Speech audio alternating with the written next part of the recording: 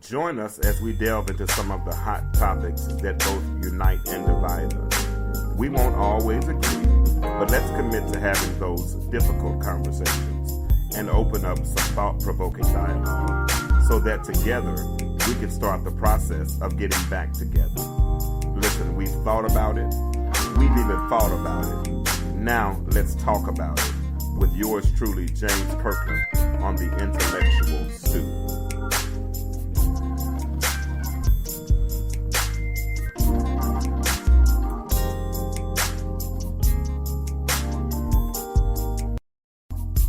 What's up? What it do? Time for another episode of the Intellectual Stew with yours truly, James Kirkland. And I'm going to be completely honest with you. I have zero agenda tonight. It's really open mic night. I got some notes, but I really don't hope we don't get to them too much. But I really do have zero agenda. This is really going to be an open mic night. There, the phone number is 404. Let me get some water. 404-860-2775. That's the phone number. Hold on. So the floor is open. We can talk about whatever y'all want to talk about other than politics. I don't really talk about politics. That's not really my thing.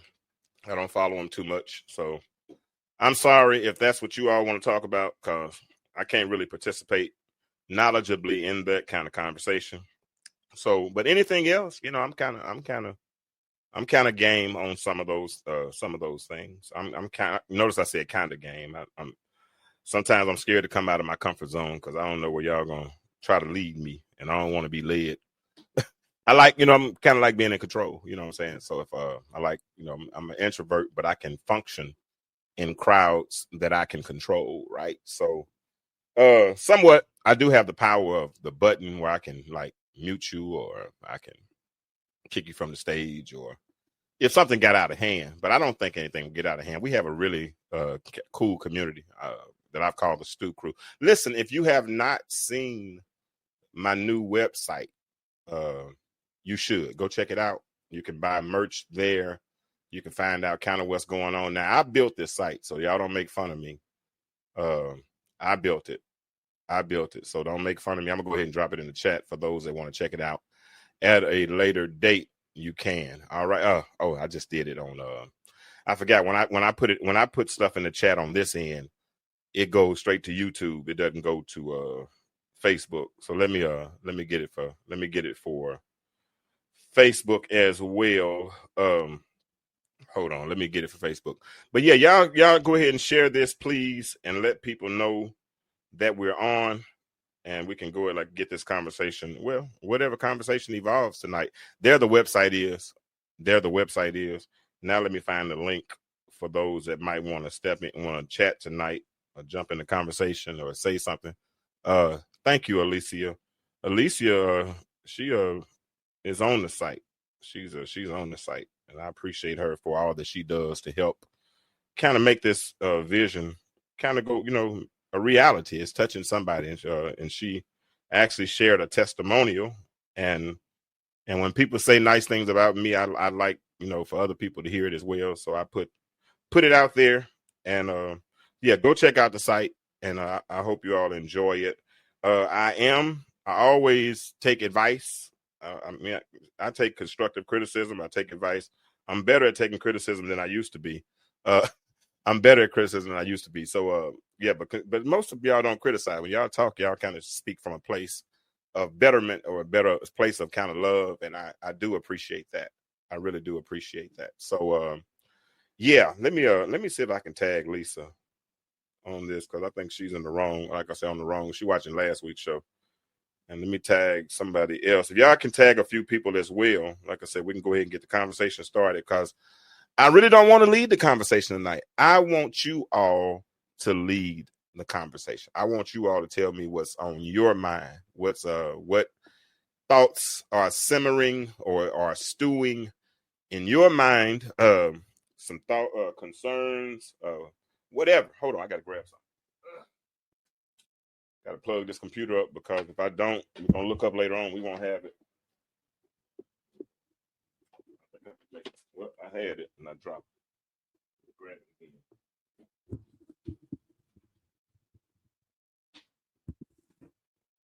My bad. I forgot to plug it up. Hey, Marsha, how you doing?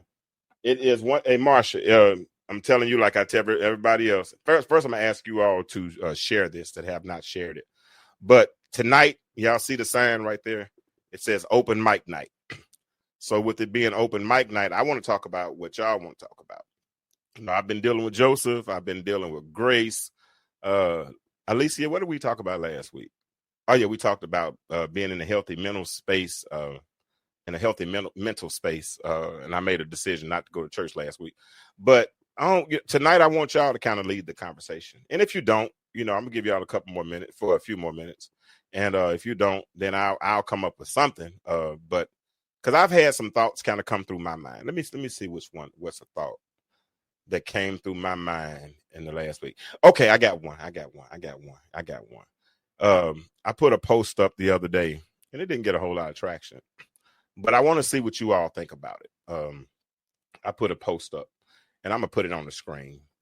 But I said something like, a breakthrough involves breaking through. A breakthrough involves breaking through, because everybody, we love to use the colloquial term in the church, got to get my breakthrough. Got to get my breakthrough. I can't wait to get my breakthrough. I can't wait to get my breakthrough. But let me ask you all a question right quick. In your opinion, what does it mean to get a breakthrough? What does a breakthrough look like to you all? Because I mean, just considering the word structure, a breakthrough. It's open mic night, so I don't have really any plans. I'm just kind of flowing, and if y'all flow with me, we can flow together. And if y'all want to change the subject, please, by all means. If you say, Kirk, that's stupid, I don't want to talk about that. Well, don't do that, but because I wouldn't do you like that. But let's think about that. When you talk, because people are always talking about, I want a breakthrough. I can't wait to get my breakthrough. I can't wait to get my breakthrough. But when you really think about a breakthrough, what do you think a breakthrough or breaking through entails? Does it sound like something that would be easy? Does it sound like something? Who laughing at me? Does it sound like something that wouldn't involve any difficulty? You know what I'm saying? Every day is going to be hot, sunny, and I mean, everything is cool and wonderful and great and grand. And I mean, all the time. I mean, but I need y'all to talk back to me for real. What do you think a breakthrough involves?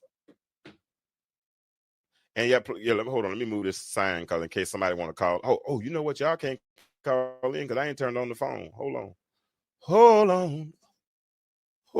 Y'all mighty quiet tonight. Y'all better help me, because y'all know I've been at work all day. Help me, please. Help me, please. Let me turn the phone on in case somebody wants to call. All right, so I'm turning the phone on now. Are y'all? Am I saying amen? Lights? Is anybody there? What does a breakthrough involve to y'all? What does it look like? Let me move this banner so y'all can put the phone. I can put the phone number up. All right, there it is. But what do you think a breakthrough involves? Let me see. Let me ask my good friend. What is a breakthrough?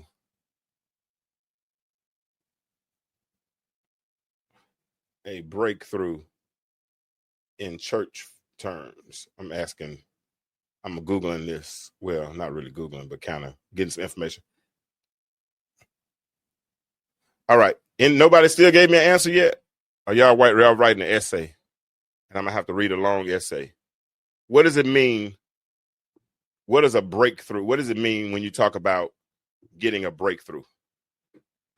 Now, I just typed in, I asked, what is a breakthrough? It said, in church or Christian terms, a breakthrough refers to a significant spiritual, emotional, or situational shift where a person experiences divine intervention or a powerful move of God that changes their circumstances, mindset, or level of faith. And it is often seen as a moment of victory or deliverance After, watch this. This is the key and critical component. After a period of struggle, prayer, or waiting. That's a breakthrough. Let me put that on. I can put that on the screen. Hold on, in case somebody wants to read that. Let me put that on the screen. Are y'all? Let me put that on the screen. Hold on. What is a breakthrough? Here's a definition of a breakthrough. In church or Christian terms, a breakthrough refers to a significant spiritual, emotional, or situational shift where a person experiences divine intervention or a powerful move of God that changes their circumstances, mindset, or level of faith. It is often seen as a moment of breakthrough or deliverance after a period of struggle. So if I say a breakthrough involves breaking through, does that sound like it's something that's going to be easy? Yeah, let me see. Marsha, that's a good point. Marsha said, I feel that goes perfectly with no test, no testimony. You can't even have a testimony unless you have a test. It's grammatically impossible. You can't spell testimony without the word test. And the test is the preceding part of the testimony. And so if we are going to go through the test, and as we go through the test, we have to struggle sometimes through the test. Sometimes it's almost like a fight. Sometimes it's like a struggle, right? It's not easy. It's difficult. And if you want to break through, then that means you really have to break through. And that's everything in life. That's educationally, that's spiritually, that's emotionally. Sometimes in life, if you want to go to a new level, there are going to be glass ceilings that you have to shatter. And when you shatter them, you have to break through them if you're going to get through, because there's so many things. And sometimes that glass ceiling is so clear that you really can't recognize it with the human eye. And if you're not careful, you'll walk right into something that will hurt you, something that is painful to you, if you're not careful. You'll find yourself. And so, but here's the problem, Marsha, is that when some people, when they find themselves, I cannot believe this child is on the wrong show. I got to tell her she's on the wrong show. It is so funny. Yeah, sometimes when you are trying to break through, you'll bump into something and you'll bump your head over and over again and you don't even see what it is you're bumping into. Sometimes it's just yourself. Sometimes it's just your ego. Sometimes it's not actually accepting reality, right? Because so many of us operate in delusion. I've been there. I'll be honest. I've been there. I've been there. So the question is, when we talk about breaking through, what does a breakthrough look like to you? Does it mean you sit on your do nothing and do nothing? Does your breakthrough look like you sitting like Job in sackcloth and ashes? Yeah, I see, Lisa, you on the wrong show. I'm looking up. I'm steadily seeing messages from the old notifications from the old show. I'm saying, Lisa, you on the wrong show, ma'am. But no, here we are. You back. I appreciate you. Listen, it is open mic night tonight. So, Lisa, we started out talking about a break. What does a breakthrough look like to you? I said a breakthrough involves breaking through. But what does that mean, breaking Really, really breaking through. She said, it means I've worked hard. Marsha said, it means I've worked hard and now I've got the victory. And that victory comes through on the other side of the test. Now, listen to this part. Tests are relative, right? I mean, everybody's test doesn't look the same. You know what? Because the things that, you know, it's amazing how God allows you to walk on what drowns other people. Does that make sense? Right? So tests are relative, right? But like you said earlier, Marsha, you can't have a test without a testimony. There's no way. It's grammatically impossible to have a test without a testimony. So when we talk about a breakthrough involves breaking through, I mean, you have to be careful for what you ask for when you start asking God to give you a breakthrough. Because when you start asking God to give you a breakthrough, now you're asking God to take you to another level. It's supposed to be open mic night. I need y'all to talk to me tonight. I don't want to dominate the conversation. Listen, but when you start talking about you want a breakthrough, and God, I need my breakthrough. Lord, I need my breakthrough. Lord, I need it. I need my breakthrough. What's good? No problem. Hey, no problem. Hey, listen, the chat is pinned and the phone number's there. Y'all can chime in. But we're talking about what does a breakthrough look like? Because we talk about it in colloquial terms, but there have been many that broke through in the world, right? In sports, you know, Jackie Robinson, even though, you know, Jackie Robinson broke the glass ceiling when it came to MLB. I mean, so many people broke, you know, glass ceilings and whatever, and that was their breakthrough. But when we talk about breaking through usually means, and that's the definition I used a minute ago. Let me put it back up a second. Put it back up. Now, I said in church or Christian terms, a breakthrough refers to a significant spiritual, emotional, or situational shift where a person experiences divine intervention or a powerful move of God that changes their circumstances, mindset, or level of faith. It is often seen as a moment of victory or deliverance after a period of struggle, prayer, or waiting. Now, Dennis said he just got out of the gym. That's what my little brother just said. Dennis Pittman. He said he just got out of the gym, right? And so if he went in the gym and worked out, right? Now, I don't know what he does. I know he played basketball in college, but say he lifts weights. Say if he lifts weights, right? When he lifts weights, he tries to experience resistance, because the resistance ends up building resilience, right? Because the more resistant you are, more resistance you face, the more resilient you become. But then one day, after a few weeks of working out, just doing reps, Dennis might say, you know what? I want to go ahead and max out. Let me go ahead and max out. Now, last time, I don't know what you mentioned, Dennis, but I'm going to go ahead and give you 325. Is that too much? I'm going to give you 325. So say Dennis bench pressed 325 2 weeks ago. But for the last 2 weeks, he's been working out with 200, 250, 275. Sometimes he might touch 300, you know, but he's been doing reps.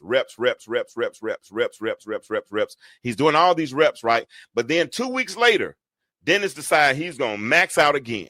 And so when he decides to max out this time, he goes for 350. Way too much. Okay, I'm giving it to you, bro. It's yours. But he goes for 350. This is my story. I'm going to tell it the way I want to tell it, little bro. I've got it. But he goes for 350, right? He goes for 350. And so he's done 325, but for 2 weeks, he's been working out with 250. He's been doing 275. He even worked out with a little bit with 300, right? He's doing all of this, right? So all of a sudden he gets under this weight, and 350 doesn't seem as heavy as it should because he handled 250. He handled 275. He handled 300, and he even handled 325. So he made a 25-pound jump because of the resistance that he had faced, and that resistance built his resilience. The reason why you're able to handle the test of life is because you handled this little test. It was a light bill. It was a phone bill. It was whatever it was. And then all of a sudden it got bigger and got bigger. But every time, if you came away with the new testimony that said, if I never had a problem, I wouldn't have known that God could solve them. But because you have because you have a relationship, and because you've seen him come through in the past, then you're not amazed when he comes through again. Let me see what Lisa said. Lisa said, we need breakthroughs but what are we actually breaking through to overcome? The challenges can be mind-blowing and can make or break a person. And that's absolutely right. And if it breaks you, then you didn't break through. Right? If it breaks you.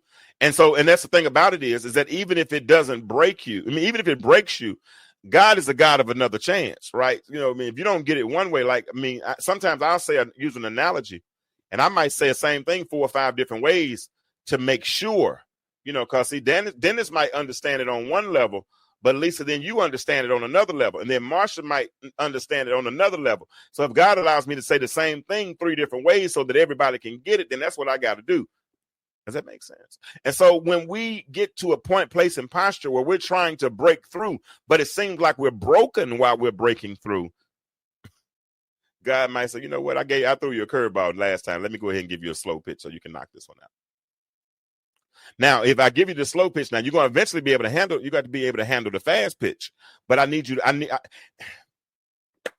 see, sometimes in my life, I've made some bad decisions.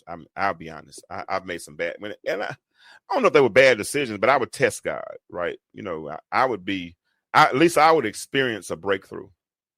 I mean, a show enough breakthrough. It was my breakthrough. I would get it. And while I was experiencing a breakthrough, I would say, God, if you bringing me out to put me back in, then don't let me out. And I believe that sometimes as we go through this pilgrimage called life, on the way to the palace as Joseph went, sometimes we'll experience pitfalls, but even in that, he'll allow us to experience, watch this, he'll allow us to experience temporary victories. That's just my testimony. I don't know if that works for you all or not. But does anybody else ever experienced that before? Because that's how life is, you know, life's terrain. It consists, Lisa, of peaks and valleys, right? You know, that you got highs and you have lows. You know, it's not all highs in life. That's just not feasible. Nothing about life says that we're going to always experience the highs of life. There are going to be times that we experience the highs and the lows of life. That's just life's terrain, right? There are some things we're going to have to go through, but as we go through them, as we pick up the light, I like what folks say, you know, I'm picking up what you're putting down. If we learn how to pick up what life is putting down, what does Kirkland always tell you? Kirkland always tells you this, that life lends lessons.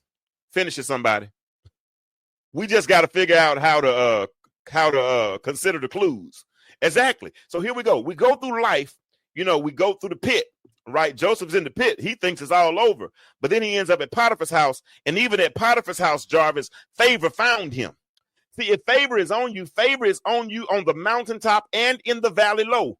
Favor is not negated because you're going through a trial. The Bible says, count it all joy when you find yourself in divers temptations, knowing this, that the trying of your faith worketh patience. It's like God thought enough of you to allow you to be picked out so that you could be picked on, so that he could prove that when he picked you, he didn't make a mistake. He knew exactly who you were, and he knows just how much you're able to bear. But if we're going to really break through, we got to understand that a breakthrough involves breaking through. You might lose some things you thought you had. I mean, you said you said till death does you part, and then you're by yourself. Oh, Lord. And you thought you forfeited it, because that's what's, you know, that's what the word means when count on things but lost. The word lost in the Greek means I forfeited those things. See, when you're in the master's hands, no one can pluck you out. That's scripture, right? But we can be drawn away of our own lust, because that's what the enemy does. He stands around the peripheries with everything that's enticing to us, with billboards saying, I'm over here. Remember, you enjoyed this. You like this. Come on back. It don't take but a moment. Try. Give it a minute. Whatever. Come on the other side. Then we're drawn away. He's not going to tempt you with anything, Lisa, that does not work. I see you, Pastor Evans. Pastor Evans said God proves you before he promotes you. Absolutely. Yeah. You know what? That makes me think, my children, they didn't talk a whole lot in the house. My children, they were listeners, but every now and then I wanted to make them talk because I needed to know what they were saying. Right. And if my children ever got angry with me and didn't ever speak to me again, I know they're solid, right? Because I put something in them, and so I think that's what God does with us. Like I said, if you miss the curveball, he might throw you a fastball right down the middle just so you can experience that temporary victory. When Joseph had been in the pit for so long, he went to Potiphar's house for an appointed time. And really, Potiphar's house, watch this, the Potiphar's houses of life is a good place to put up a mailbox. Yeah. The Potiphar's houses of life, right? Because in the Potiphar's house, you got like 1,703 account sheets. You got meat, you got chicken and steak and, shrimp, however y'all say it, crab leg. Y'all got all, everything, all the creature comforts are available at Potiphar's house. And not only that, but Potiphar had given him charge, right? He was able to, he had the checkbook. He made sure the workers got paid. He made sure everything was in order. He had favor at Potiphar's house. But what happens when you go to a place that was supposed to be temporary? You put up a mailbox and then God tells you got to move. And then when he tells you got to move, you got to go to a place that's worse than where you were. And watch this. If the pit was barely Get Along Boulevard and Potiphar's house was Enough Avenue, but now you got to go back to prison. How does that work? And that's what happens when you're breaking through. If there are moments when you're in low places, when you're in the pit, and then God allows you to experience a temporary victory on your way to your place of promise. Understand, the destiny that we're trying to get to is to the place of God. Elijah, his destiny wasn't Kerith, his destiny was Carmel. Now, he took a pit stop at Kerith. Life was like surgery with no anesthesia for him for a season while he was at Kerith, but Kerith was never, ever going to be the destiny. Carmel was the destiny. And sometimes on the path, places that you put up mailboxes that you thought was a place of permanency, you want to know why you're so unfulfilled. You know why because you're not in the place where we're divinely destined to be. Lisa, I know you don't want it, God, get someone else to do it, but if it's on you, it's on you. If it's on you, the gifts and calling of God. What did it say? Huh? It's supposed to be open mic night. Y'all supposed to be talking to me. Listen, the gifts and calling of God are without repentance. If the calling is up on you, you are in a process right now. You're on a path, and it's a place that God wants to get you to. And in that place, in that place, you're going to have to look at people that did you wrong. You're going to have to provide for people who put you in pits. You're going to have to deal with folk that meant you no good. And you're going to have to get to a place. God has me in a season right now, and I'm asking him, Lord, what are you doing? This doesn't make any sense. It makes absolutely no sense considering what I was doing versus what you have me. I don't get it. What are you doing? But then God said, if you sit down and you get the lesson out of what I'm trying to teach you, you understand that my spirit would not lead you where my grace cannot keep you. But if you sit down and listen to the lesson that you say that life is lending, you're going to get the message that I have for you. So I had to go back and thankfully I got a friend, and she talks to me, and she make me look at things through different lenses, right? Because sometimes I'm James, right? And sometimes I'm not as bad as I used to be. Thank God I'm not what I used to be, but I'm not all that I should be. But sometimes she'll help me look at things from different perspectives, right? And so I had to look at this situation that I'm in, and I understand that this is just a pit stop on the way to the place where God wants me to be. And the good part about it, oh God, you know what keeps me moving towards to the place of promise? I'm going to tell you why. Because I've looked and I've seen what the end looks like. Y'all better talk to me. Lisa, she said, well, I'm waiting to come out of the waiting area. Yeah. But in this waiting area, you don't have to be summoned. This is not the waiting area like the doctor's office, where they go and look at your chart. He already knows all that. He ain't got to go look up your chart. He ain't got to look at oh God, that's good. He ain't got to look at no computer. He don't have to look at you by your last name. He don't have to do none of that kind of stuff. This waiting room right here, it's the doorknob is on the inside. It's facing you. Come here, Kirkland. The doorknob is facing you. You got to open that one. And when you open it, but the thing about it is you can't open it until you're really ready to go through it. Because if you don't go through it with full force, you'll end up back in the waiting area. And then when you're back in the waiting area, watch this. That's how you end up in the grace gap. That's when you start feeling guilty. That's when you start experiencing resentment. That's when you feel your anxiety. You start condemning yourself. You start getting this ego. You start going through all of these things because you keep making U-turns. You'd be like the children of Israel walking around the same rock for 40 long years. Does that make sense? Okay.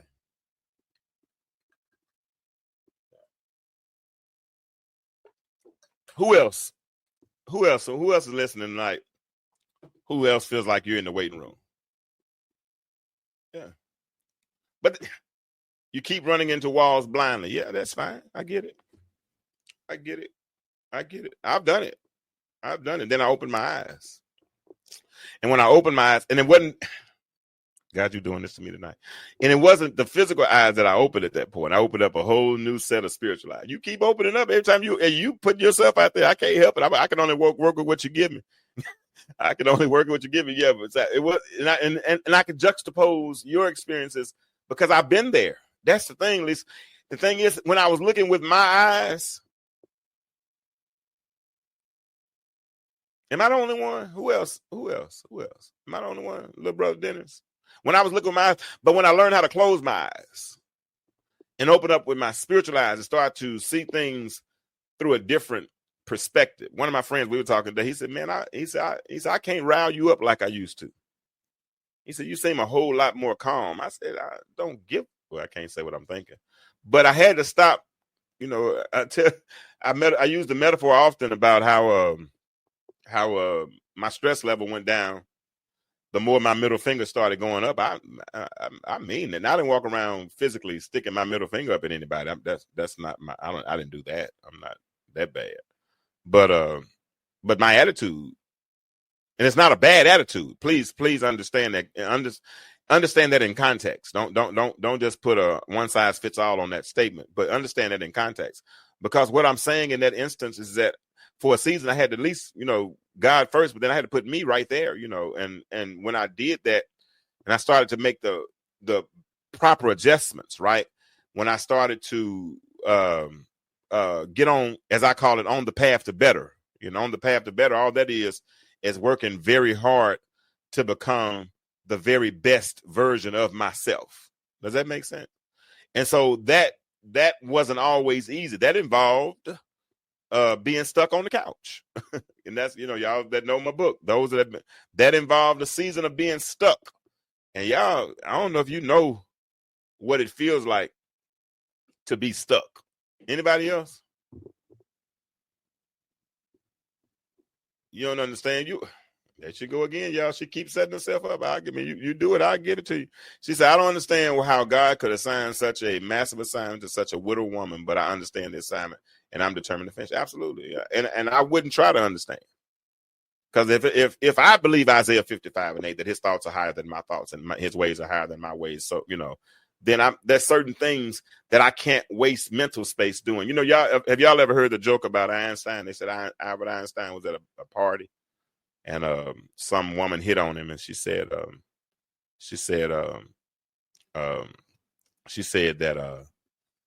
you're the smartest man in the world.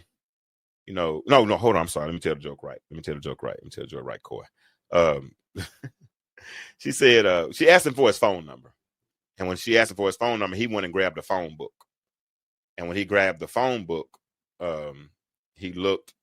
And looked up the phone number and gave the phone number to the woman. She said, you're the smartest man in the world. Why did you have to go and look your phone number up in the phone book. He said, well, I don't waste mental space with things that I have access to. And so as I've gotten older, and I'm in my 50s now, I'm 52 years old, I don't waste mental space with stuff that does not matter anymore. Because when I did that, it was Lisa, Coy, Pastor Evans. It was the equivalence of fighting air.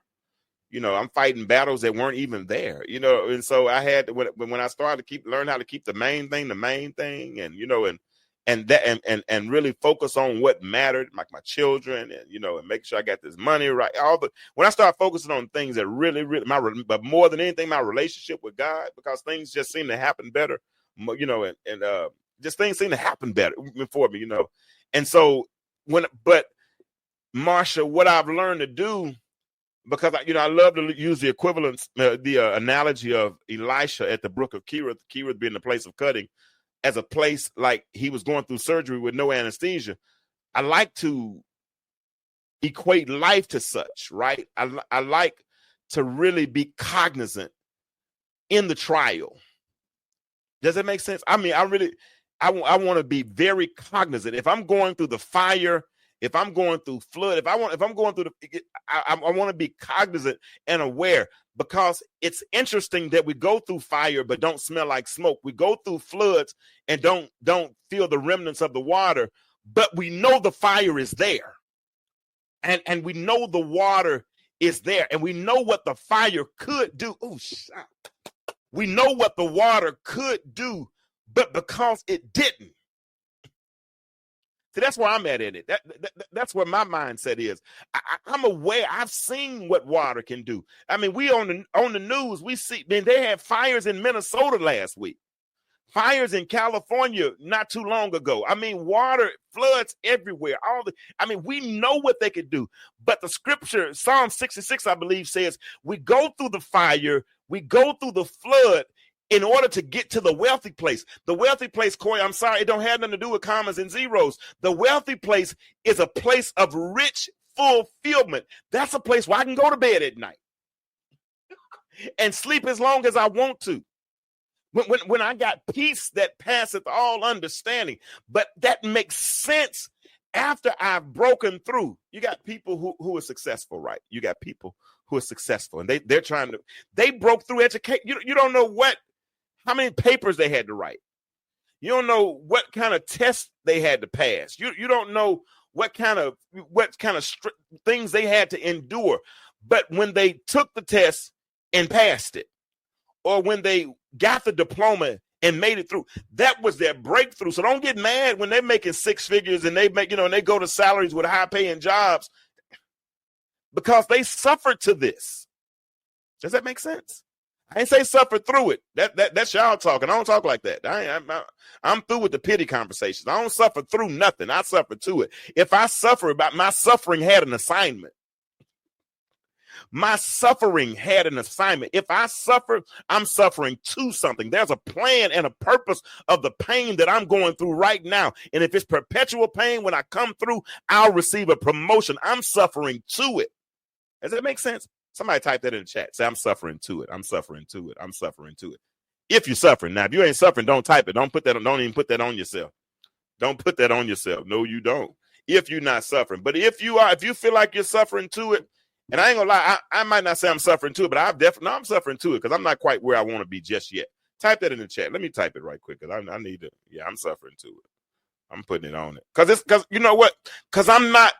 See, if you're not suffering to it, that means that you feel like, that could mean, I ain't gonna say absolute. That don't mean not absolute.